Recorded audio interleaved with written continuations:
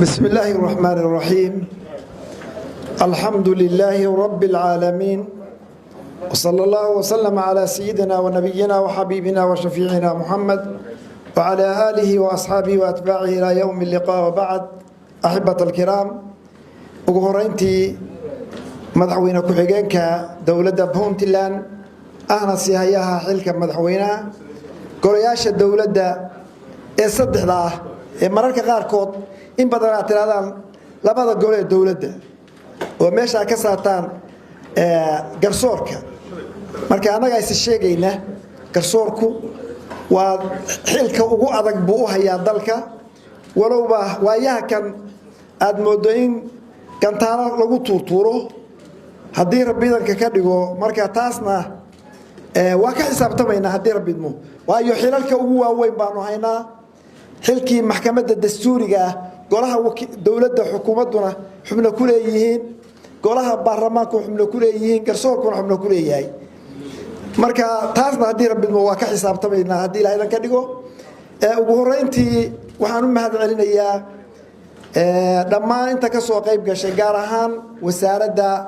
cadaaladda iyo dastuurka arrimaha diinta iyo dhaqan celinta oo wasiirku ugu horeeyo wasiirka kaliya wax ma qaban kareen wasiir ku xigeenka wasiiru dawlaha agaasimayaasha dhammaantood tiim wada shaqeeya marka waan u mahad celinaynaayo maalin walba hadda waxay keenaan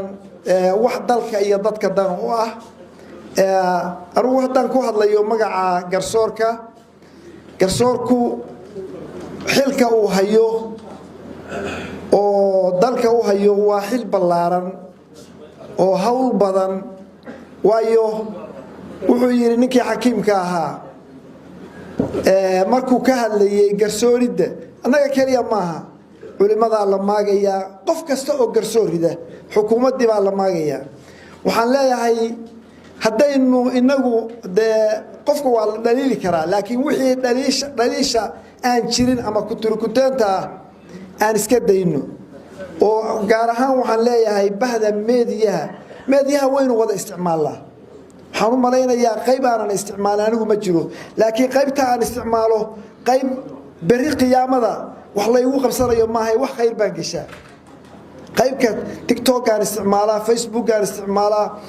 YouTube aan isticmaalaa Telegram aan isticmaalaa Twitter aan isticmaalaa laakiin waxaan galiyaa aniga waa wax khayr oo dadka waa qof waxaan leeyahay waa mas'uuliyad inaga wada